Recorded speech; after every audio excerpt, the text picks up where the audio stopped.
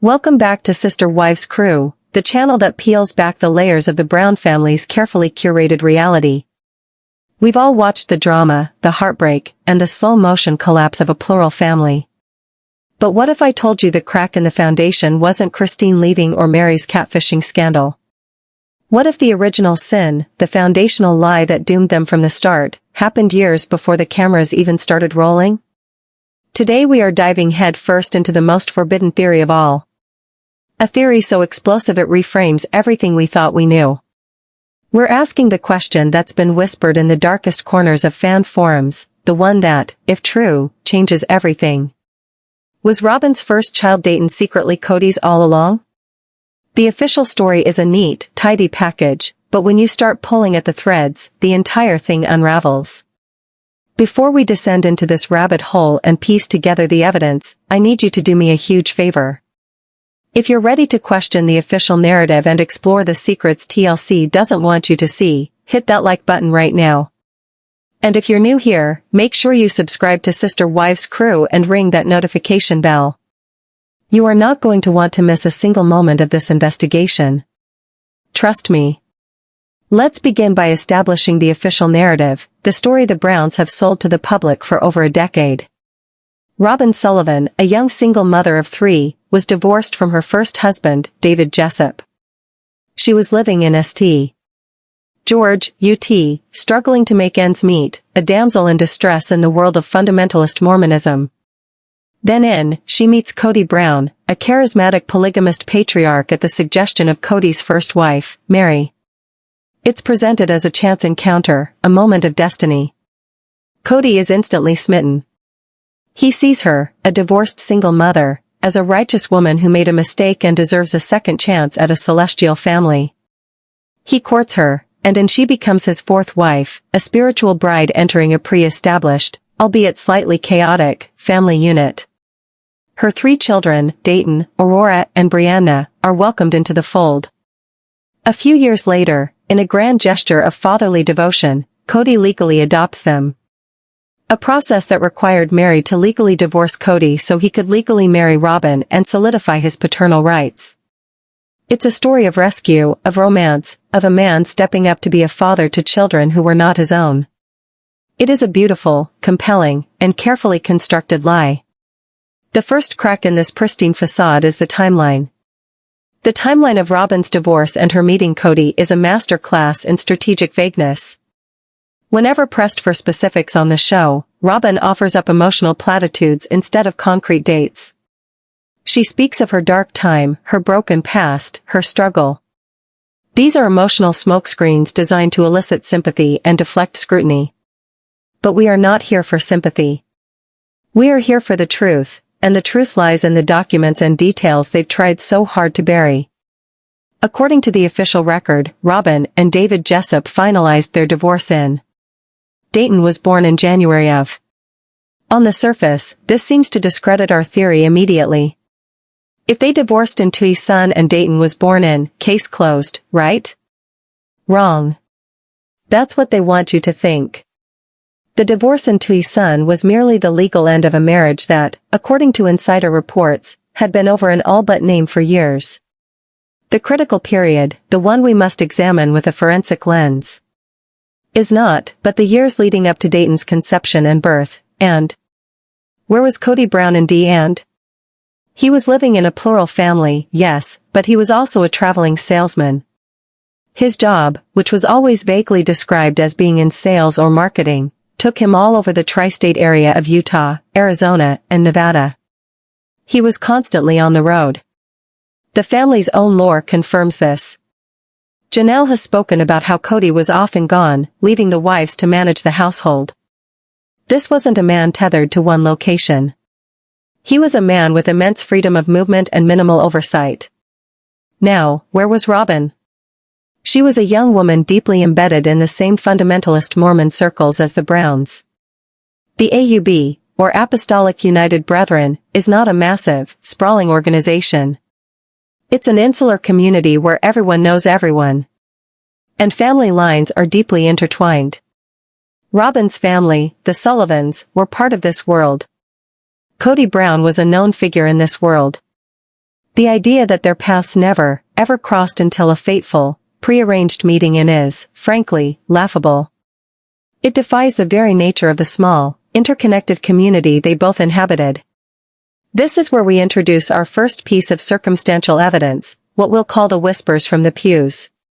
For years, chatter from former members of their church and individuals on the periphery of their community has suggested that Kody Brown and Robyn Sullivan had a reputation long before their official courtship. But of a long, simmering connection. Sources claiming to have been part of the same church circles in the late '80s have alleged that Kody was known for his charisma and his eye for younger women, and Robyn was known for her ambition and her desire to elevate her status within the community. The narrative sold to us is that Robyn was an outcast, a divorced woman looked down upon. But what if that wasn't the whole story? What if she was a woman who knew exactly who the powerful men were, and Kody Brown, with his growing family and eventual television ambitions, was a prime target? The theory posits that their connection didn't begin in Twayson. It was ignited in the late '80s during one of Kody's many sales trips, a secret spark in a world of rigid rules. Now let's turn our attention to the conception of Dayton. He was born in January of. This means he was conceived sometime around April of. This is the critical window. The official story is that he is the son of David Jessup, Robyn's first husband. But the marriage, according to these same insider whispers, was already deeply troubled. What if, during a period of marital strife, Robyn sought comfort or excitement elsewhere?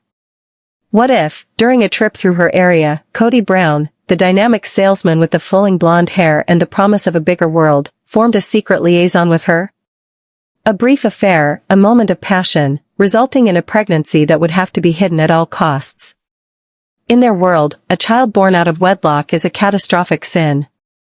A child conceived from an affair between a married man and a married woman is an unthinkable scandal, one that would lead to excommunication and social ruin. The only path forward would be a cover-up. The simplest cover-up to claim the child belongs to the husband you are already married to. David Jessup, for whatever reason, either believed the child was his or agreed to go along with the deception. The marriage limped along for several more years, a hollow shell designed to maintain the fragile secret it harbored. This brings us to the power of proof, and we must start with Kody's behavior from the moment Robyn and her children enter the show. Watch those early episodes again, but this time watch them through the lens of this theory. Kody's interaction with Dayton is not that of a man getting to know his new girlfriend's son. It is something deeper, more intense, more immediate. There is a frantic energy to his desire to bond with this specific child. He gravitates towards Dayton with a gravitational pull that is noticeably different from his interactions with his other children, even his own biological children. He is not just trying to be a good stepfather. He is acting like a man who is reclaiming something that was his all along. He focuses on Dayton with a laser-like intensity. Remember the constant emphasis on Dayton's special needs, later identified as Asperger's syndrome.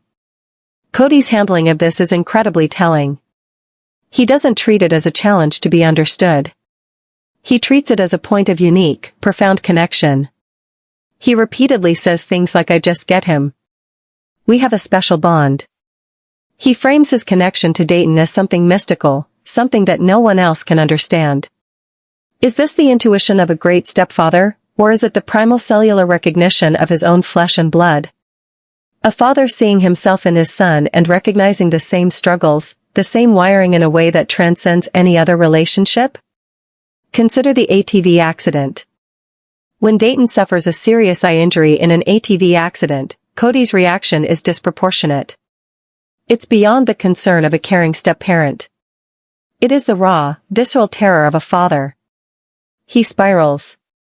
The entire family's world is put on hold, their lives revolving around Dayton's recovery. Of course, any caring adult would be concerned, but Kody's response is one of ownership and a level of guilt and responsibility that feels intensely personal. He doesn't just support Robyn through it. He takes over. He becomes the primary figure in Dayton's care, a display of paternal devotion so extreme that it raises red flags. It was as if the near tragedy of his son, his secret firstborn son, almost being taken from him, shattered his composure and revealed the depth of his true feelings. He wasn't just Kody Brown, the new father figure. He was Kody Brown, the biological father, terrified of losing the son he had never been able to publicly claim. Now let's analyze Robyn's performance. Robyn's entire persona on Sister Wives has been built on a foundation of tearful vulnerability and persecuted purity.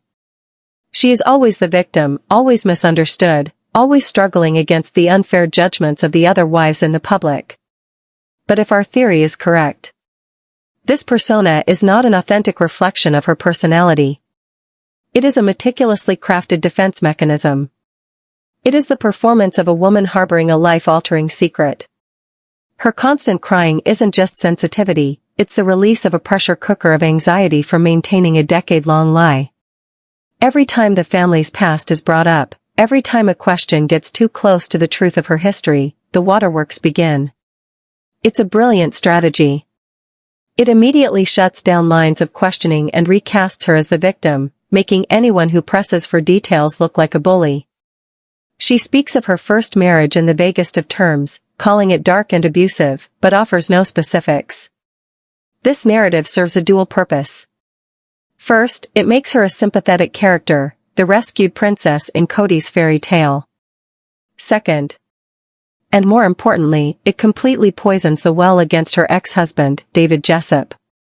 By painting him as an abusive monster, she preemptively discredits anything he might ever say. If he were to ever come forward and claim that Dayton wasn't his, who would believe him? He would be dismissed as a bitter, abusive ex-husband trying to hurt Robyn. It's a calculated, strategic character assassination designed to protect the secret. And what about the adoption? On the surface, it's the ultimate act of a loving stepfather. But in the context of our theory, the adoption becomes something far more sinister. It wasn't about giving the children a new last name. It was a calculated legal maneuver to permanently sever David Jessup's parental rights and erase him from the equation forever. Think about the incredible sacrifice it required. Mary, the first and only legal wife, had to divorce Kody. This was a monumental event, stripping Mary of her legal status and security. After decades of marriage, it was sold to the audience and to Mary as a noble act for the sake of the children. But was it? Or was Kody so desperate to legally claim Dayton, his biological son, that he was willing to sacrifice his legal bond with his first wife to do it? The adoption wasn't an act of love, it was an act of possession. It was Kody Brown using the legal system to retroactively claim the son he had fathered in secret years earlier. It was about closing the loop, burying the past, and ensuring that no one could ever challenge his position as Dayton's one and only true father. It also explains Kody's utter coldness and dismissal of Mary in the years that followed.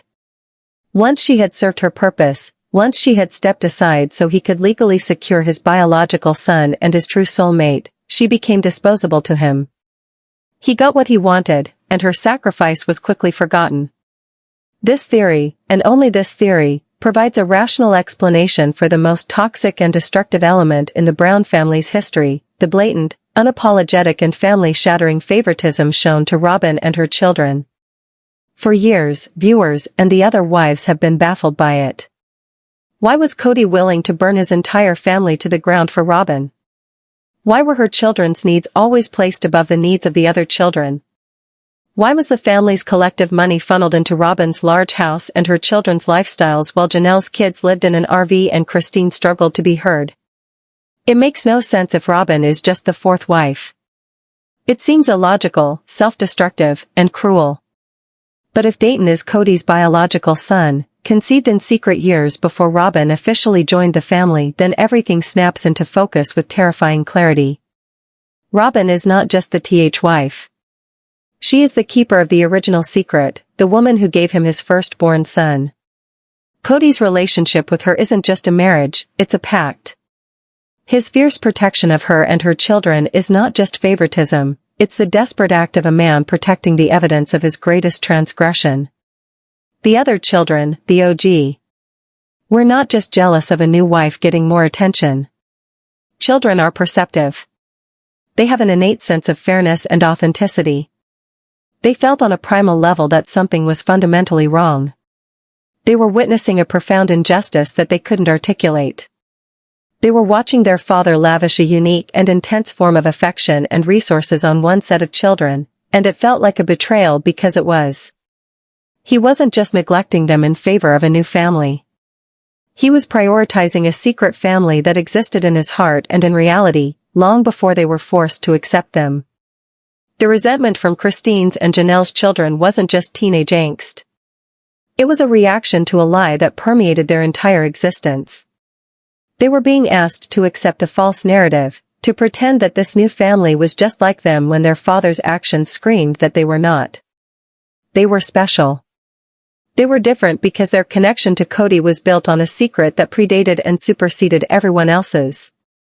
Let's dig deeper into the forensic analysis of their on-screen statements. We need to look for the Freudian slips, the moments where the truth almost bubbles to the surface.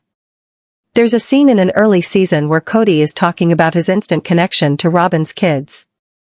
He says something to the effect of "it was like they were my own from the very beginning." We all heard that as a sweet, romantic sentiment. But what if it was a literal, factual statement? What if he was, for a fleeting moment, telling the absolute truth, hiding it in plain sight? Then there is Robyn. In one of her many tearful confessionals about her past, she makes a very strange and specific statement. She says she had to guard her virtue even within her first marriage. She frames this as being about the joyless and difficult nature of her relationship with David Jessup.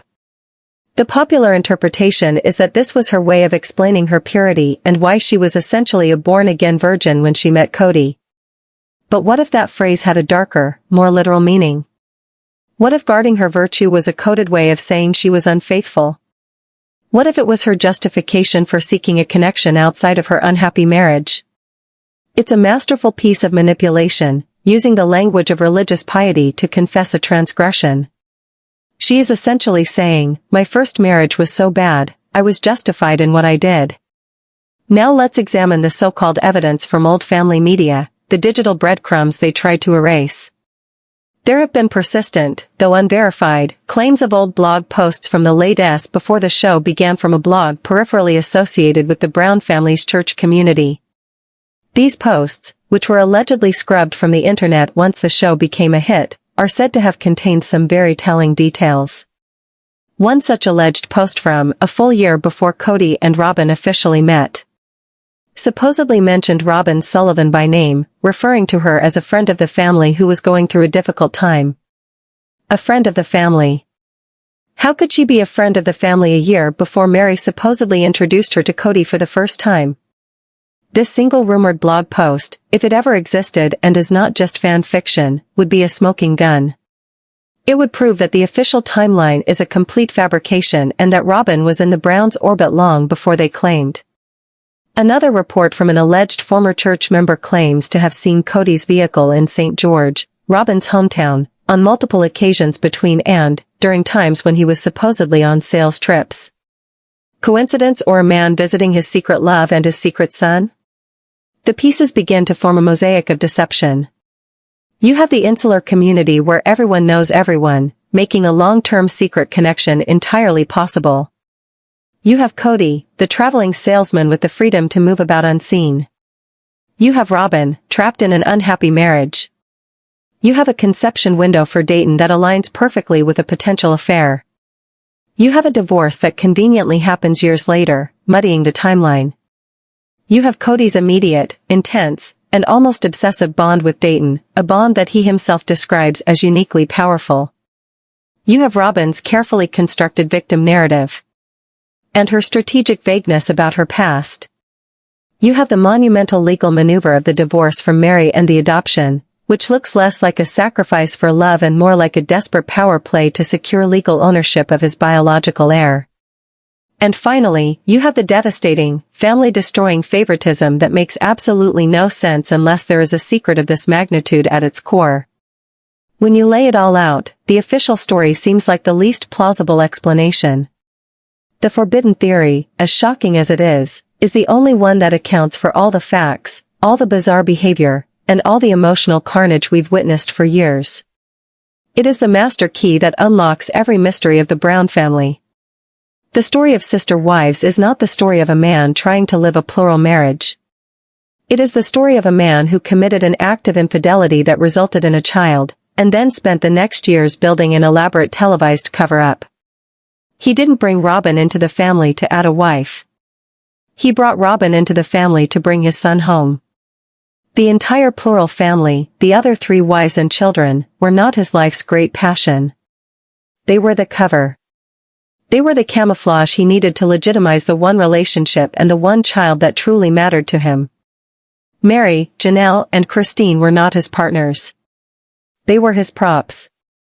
Their children were not his priority.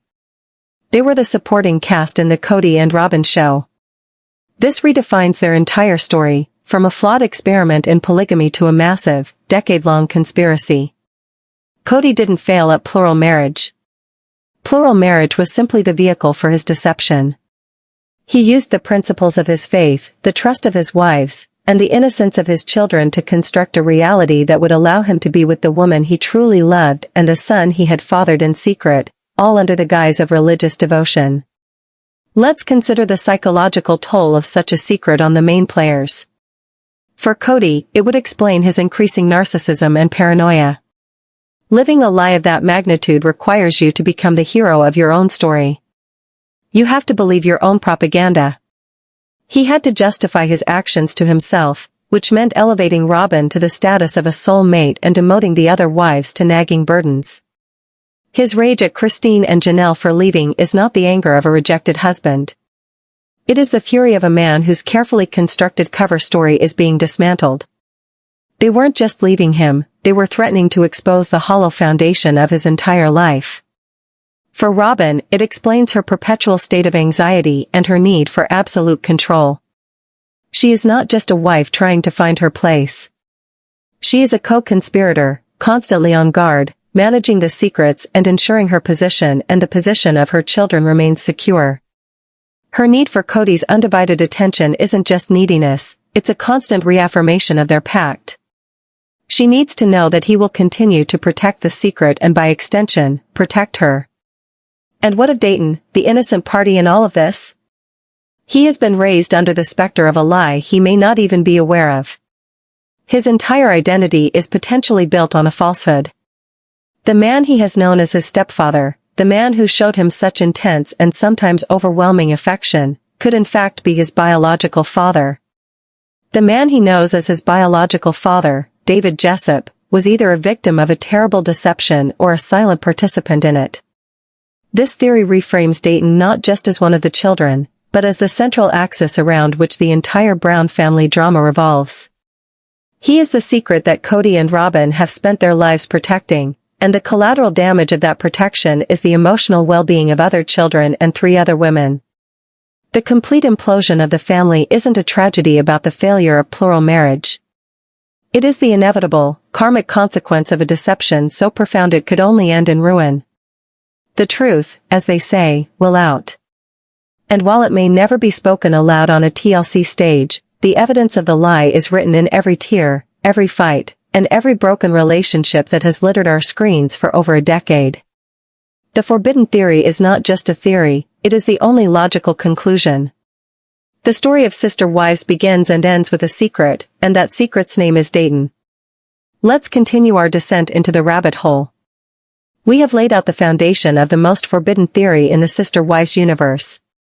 That Kody and Robyn's relationship did not begin in Tucson, but years earlier, resulting in the secret conception of her first child, Dayton. We've examined the suspicious timeline, Kody's unnaturally intense bond with Dayton, Robyn's strategic victimhood, and how the legal adoption served as a final, desperate move to secure Kody's claim and erase the past. Now we must turn our attention to the collateral damage and the other players in this twisted drama, because the evidence of this grand deception isn't just in what Kody and Robyn did, it's in how their actions destroyed everyone around them. The key to any successful cover-up is silence, and the silence of one man in particular is perhaps the most damning evidence of all. David Jessup, Robyn's first husband and the man whose name is on Dayton's birth certificate. Where is David Jessup? In a world of reality television, tell-all books and tabloid interviews, his silence is deafening. For over a decade, his ex-wife and his children have been public figures. His character has been systematically assassinated on national television. Robyn has vaguely but consistently painted him as a controlling, abusive and unloving husband and father, creating a narrative that made Kody's arrival seem like a divine rescue. And yet,